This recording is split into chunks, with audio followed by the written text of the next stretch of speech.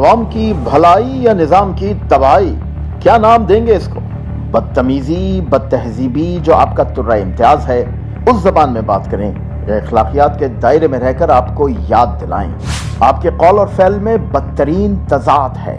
امریکہ کے ہم غلام نہیں کا نعرہ عوام میں، مگر ڈرائنگ رومز میں مافیاں اور ملاقاتیں، فوجی قیادت کو عوام میں طرح طرح کے ناموں سے پکارنا، مگر ڈرائنگ رومز میں خفیہ ملاقاتیں اور مافیاں، ججوں کو عوام میں گالیاں اور معافی نہ مانگو کی گیدڑ بھبکیاں، اور کورٹ روم میں ہاتھ جوڑ کر معافی مانگنا، قومی اسمبلی کے فلور پہ اسمبلی کو گالیاں دیتے ہوئے مستعفی ہو جانا، مگر استعفوں کی منظوری روکنے کے لیے عدالتوں کی منتیں کرنا، قومی اسمبلی کو جعلی اسمبلی قرار دینا، مگر انتخابات میں ہر سیٹ سے خود کھڑے ہو کر انتخابی نظام، اپنے ارکان اور ووٹرز کی توہین کرنا۔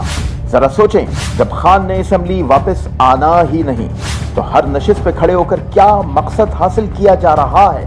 مسائل میں گرے ملک کے وسائل مزید ضائع کرائے جا رہے ہیں، اور اگر جیت گئے تو کیا خان صاحب ان تمام حلقوں کی عوام کو میسر ہوں گے؟ وہ تو چند مخصوص لوگوں کے علاوہ اپنی پارٹی ارکان کو نہیں ملتے، حلقوں کی عوام کو کہاں ملیں گے؟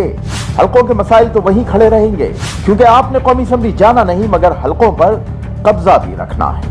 یہ عوام کی بھلائی نہیں بلکہ نظام کی تباہی ہے اور ملک کی رسوائی ہے، جو عمران خان کا واحد مقصد ہے۔